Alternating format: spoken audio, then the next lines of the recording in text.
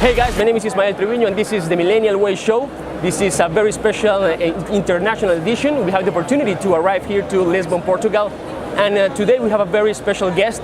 Is the CEO and the President of the World Wide Web Foundation, Mr. Adrian Lovett. Adrian, thank you very much for being with us. Thanks for having us. For the people that do not know the background of Adrian, well, is actually very impressive. It's 20 years of career in international development and advocacy, focusing on delivering policy and changing the complex issues of the global situation so far. Poverty. Also, you had the opportunity to work with the one organization, with Bono is also there, and you finally joined here the World Wide Web Foundation. For the people that do not understand what you guys do, which is the mission of the Web Foundation? Well, the mission is that Tim Berners-Lee, the guy who invented the World Wide Web that we all use every day, was very clear right from the start when he invented it that first of all he should give it to the world for free. 1989, 1989, nearly 30 years ago, exactly, a long time ago now. He gave it to the world for free, and he also wanted to make sure that it was going to do good for humanity one way or another, and it should be for everyone, not for half the world or 10% of the world, but for everybody. So the World Wide Web Foundation works with Tim to take that mission forward. So we're working on really two things. First of all, we're at this moment which we call a 50-50 moment. We're halfway there in that just in a few months' time, more than half the world will be online for the first time. But what about the rest? Those people who currently don't have access to the internet, we need to ensure that they can, because that's the way they're going to be able to make a living, to get health services, to vote, to do all sorts of things that we should take for granted. But the other challenge is that we need to make sure it's a web worth having, a web that we can feel proud of, that really does elevate humanity, not do the opposite of that. So there's a bunch of things we've got to fix around the web today, around how our personal data is dealt with, around the content that we find online and whether it's truthful and so on, whether governments are censoring access to the internet in different parts of the world. So that's what we work on, and we're dedicated to working with people around the world to make that mission a reality. How people, how government, how society is actually committed to this mission? Well, I think you're seeing more and more commitment to this mission, and what we're doing here in Lisbon and in the coming weeks is bringing together companies and governments and crucially citizens around the world behind what we're calling a contract for the web. We think that we need to bring people together and say, what are the responsibilities that each of us have to ensure that the web really is for everyone and ensure that it is a public good, something that serves humanity. But Adrian, this contract for the web is something utopical, idealist, or is really like topics that are going to be like mandatory or published to make fulfill? Well, I think it's both. I would call it realistic idealism or idealistic realism, whichever you want. And the reason I say that is because it starts right now with principles. So at the top level, what are the core things, the values that we need to start with around insisting on the right to privacy, for example, or ensuring that everyone should be able to access the World Wide Web, or ensuring that we each treat each other with dignity when we engage online, when we're on social media and so on. So those are the principles. But the next stage, over the next 6 months, which we want everyone to be involved in, we need ideas from around the world, is to turn those principles into real commitments for governments, for companies, and for all of us as citizens. And then we've got to hold each other accountable for keeping those promises and making the web a better place. At the beginning of this Web Summit 2018, when Tim Berners-Lee was on stage, he said something very truthful, and I want to quote it right here, and would like to know your opinion on it. And is that we have problems with privacy, with abuse of personal data, with people that can be profiled in a way that they can be manipulated by clever ads.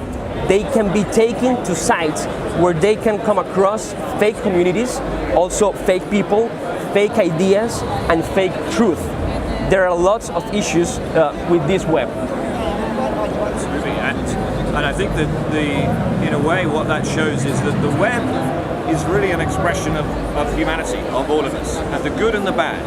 Now, I think there was probably a time early on in the development of the web when Tim and others who were so crucial to those early days thought, well, if we just create this thing, if we get everybody online, then good will follow. Now, a lot of good has followed from that, but I think what he would say, what we all would agree now, is that alone is not enough. We also need, it's just like, the rules of the road. When we go out in the street, we expect to have, companies making cars that are safe and that work. We expect to have governments setting rules about speed limits and putting signs up and so on. But there's also a role for the rest of us in how we not only observe those rules, but how we behave with other people around us. Are we courteous? Are we building together? Are we being constructive and making sure we all get to our destination together? So I think we've moved from that maybe kind of singular emphasis on the power of technology to do good, to now a recognition that technology can do a huge amount of good, but it has to be in service of people, and that's the key shift. Companies like Google, companies like Facebook, different governments, are they willing? They already said yes, we're gonna follow this contract? Well, we've had some really good conversations with some of those companies and governments. The French government in particular, who were here in Lisbon this week, the digital minister, Munir Majoubi, who's a really passionate individual about these issues. He and President Macron want to make this contract for the web part of the French approach, and they're hosting the G7 next year and so on. They want to bring it into that picture. So we've got a great champion there in terms of the first government that's come on board. We're talking to others. And then in terms of companies, you're right that there are big companies like Google and Facebook who said they sign on to these principles. So we're looking forward to engaging with them and how those principles turn into practice.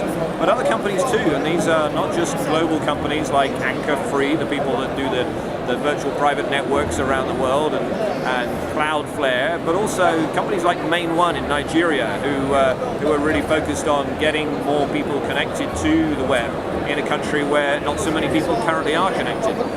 So it's really a combination, a coalition of the large and the small, of private sector and civil society, governments and others, all coming together to say maybe we can thrash out these principles and come out with a plan. Adrian, I know that you have to go. This is the last question. What will be your message for the new generations of web users to use in a positive way, leaving a positive footprint on the planet? Well, I would say two things. First of all, let's ensure that the way we behave online and the way we engage with friends and family and people that we don't know online is as considerate and thoughtful as we would if we're sitting talking to each other face to face. And the second thing I would say is be optimistic. There are hundreds of thousands, maybe millions of people who are coding, who are publishing online, who are part of that web, the web that Tim invented, but which he would say everyone else has built and put together.